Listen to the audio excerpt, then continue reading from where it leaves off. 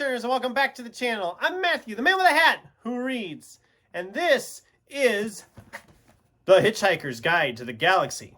This is the ultimate edition with all the novels, but I'm essentially going to be spending my video talking about the first book, the most well-known of the book, The Hitchhiker's Guide to the Galaxy. And I got my towel. And if you've read Hitchhiker's Guide to the Galaxy, you know what I mean by the towel. But don't panic. I first read Hitchhiker's Guide to the Galaxy when I was in high school. I liked it okay at the time, but whatever.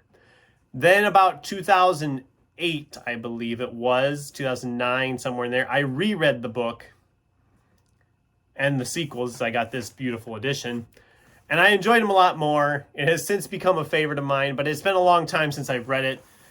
So since it was Sci-Fi September, I decided, hey, let's revisit Hitchhiker's Guide to the Galaxy. I still love it. As of this recording, I'm not done with all of the novels in this collection yet. I'm on the 4th of the 5 novels in here, so I'm getting close. I'm going to get it finished before the end of the month. And I don't think any of the sequels quite get up to the level of the first one, so if you haven't read beyond the first one, you're not required to. Technically, with any of them, you can stop at any point because they all just kind of do their own thing. They're all kind of their own thing, but also not their own thing, if that makes any sense at all. I don't know. But essentially, if you don't know what The Hitchhiker's Guide to the Galaxy is, it's the story of Arthur Dent. He's living on Earth. Everything's fine. But then the Earth is about to be destroyed to make way for a super highway in space. He is then saved by his friend Ford Prefect, who actually is an alien visiting, doing research for The Hitchhiker's Guide to the Galaxy. Because they're updating the entry on Earth, instead of saying harmless, it now says mostly harmless, which sounds about right for us here on Earth, doesn't it? Of course, an alien being, if it was on Earth, would probably be like, oh yeah, this place is weird. But the story as a whole then is his adventures in space, and that's the sequels and everything. Also kind of messing around with time a little bit. There's a lot going on. It doesn't always connect perfectly. There's things that don't make a lot of sense, but you're having such a good time you don't care. Which is the great thing. This book is more about the humor than it is about the sci-fi. The sci-fi is good, the humor is better. I could start throwing a bunch of lines at you that if you've read the book, you know, and if you haven't read the book, you're going to start looking at me like I'm crazy. I could start telling you about the answer to life, the universe, and everything. But I'm not going to tell you that because that's a spoiler. If you've read the book, you know. If you know, you know. It's just, there's so much fun stuff in here. I could read passages all day here, but like they say about the introduction to the Hitchhiker's Guide to the Galaxy. Space is big, really big. You just won't believe how vastly, hugely, mind-bogglingly big it is. I mean, you may think it's a long way down the road to the chemist, but that's just peanuts to space.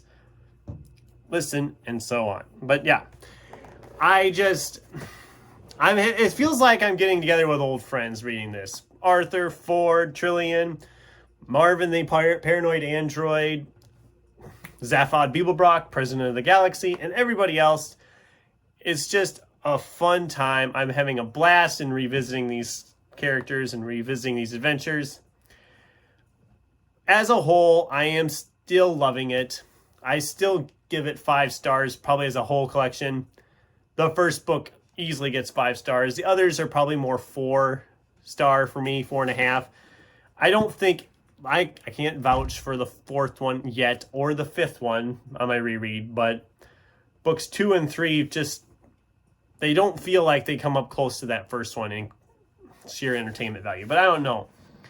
But yeah, in doing research, I also found out that there's an actual holiday called Towel Day. May 25th is Towel Day, when it's a tribute to Douglas Adams and an appreciation of his works with The Hitchhiker's Guide to the Galaxy. So I have a new holiday I can celebrate here in May. I didn't even realize it was a thing.